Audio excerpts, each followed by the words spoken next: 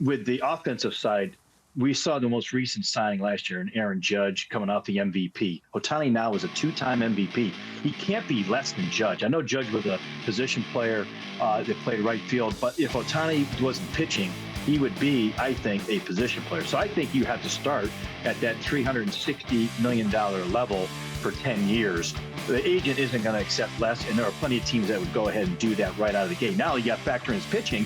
We just saw Nola at age 30 get a 7-year deal. All right, so you want to subtract a year because he's injured. It has to at least be somewhere in the same AAV as Aaron Nola. So the starting point for me is right around 24.5, 25 million times 6.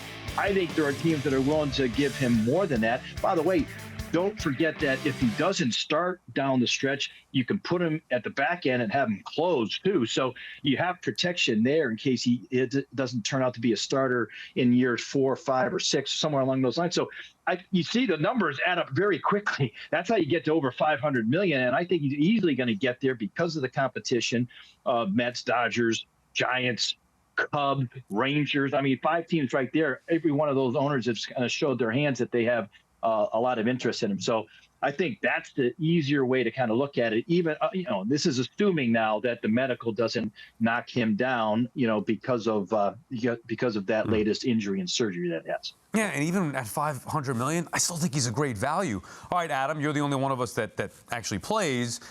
Do you think Ohtani should remain a two-way player? I mean, I know you guys marvel at what he's been able to do here. Is it sustainable long-term to remain a two-way player? Well, I mean, it doesn't matter. We don't know yet if it's sustainable, but to me, it's ridiculous. Like, he has to be a two-way player because this is a special thing. Why would you try to take away from that? I mean, we've never seen it. And we all want to see how long he can go doing this. I mean, truthfully, he's a special player. He's going to be driving the bus on this. And you're not getting him if you're not letting him be a two-way player. This is what he wants to do, and that's just the bottom line. He has a ton of leverage. And that's really where his value is. Now, would you consider moving him to the bullpen and maybe lessen the load eventually? I mean, that would be something that, again, would be driven by Shohei, in my opinion. I think at the moment, it's actually a lot easier to plan around a start. He knows exactly how much time he has to recover and get ready for his start, and he can kind of dictate how often he's in and out of the lineup. As a bullpen guy, it's a lot more unpredictable. Well, you'd be the DH. I mean, I'm just fascinated by this, right? How would you be a DH and then get ready, get hot in the bullpen?